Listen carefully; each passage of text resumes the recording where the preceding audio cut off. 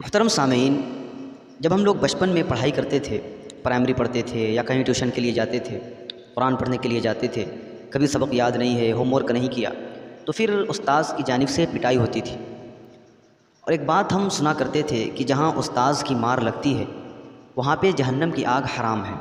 आपने भी सुना होगा शायद, मैंने तो सुना है, मैंने पढ़ा भी है इसको, कि जहाँ उस्ताज़ मारता है उसकी जहाँ मार लगती है वहाँ पे जहन्नम की आग नहीं लग सकती। तो मैंने उसकी एक तहकीक की, उलमा की किताबें पढ़ी, कुछ फतावे देखे, तो 2-3 बातें जो मुझे समझ में आई है मैं वो आपके सामने रखना चाहता हूँ। सबसे पहली बात तो ये है कि उस्ताज़ की मार जहाँ लगती है वहाँ पे जहन्नम की आग का हराम होना या किसी भी मुस्तनद और मोतबर किताबों से इसका सबूत नहीं है। अगर आपको कहीं इसका सबूत मिल जाए तो प्लीज़ मुझे ज़रूर बताइएगा। दूसरी बात यह है कि फ़ुक़हा ने तो मारने के भी एक हद को बयान किया है कि आप उससे आगे नहीं बढ़ सकते। देखिए, उस्ताज़ का तालिब इल्म को मारना